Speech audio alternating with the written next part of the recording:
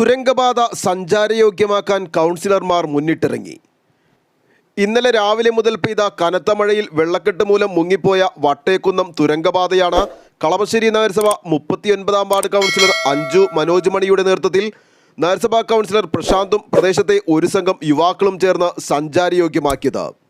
രാവിലെ മുതലുള്ള ശക്തമായ മഴയിൽ തുരങ്കപാതയിൽ വെള്ളം നിറഞ്ഞതോടെ ഇതുവഴിയുള്ള വാഹനഗതാഗതം നിലച്ചിരുന്നു. VP മരക്കാർ റോഡിൽ പലയിടത്തും വെള്ളക്കെട്ടും രൂക്ഷമായിരുന്നു.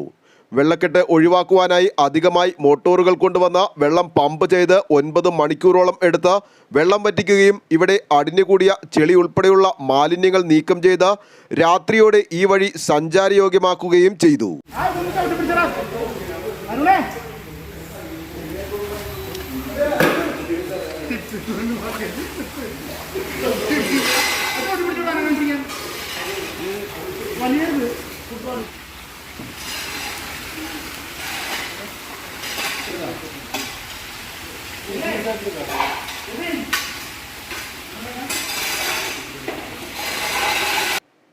News desk Kalamassery.